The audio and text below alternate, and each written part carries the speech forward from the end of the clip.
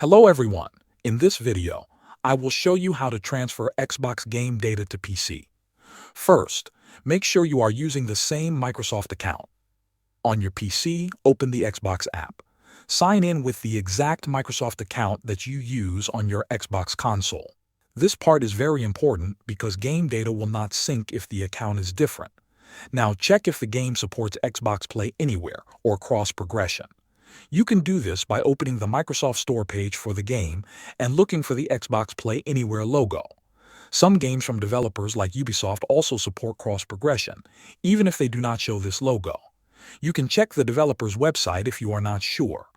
Once you confirm the game supports it, install the game on your PC from the Xbox app or Microsoft Store. Make sure you stay signed in with the same account during the download and installation process.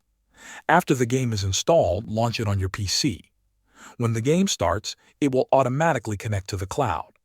Your saved game data, progress, and achievements will download from the cloud without you doing anything extra. This method does not work for games installed on Steam. Thanks for watching.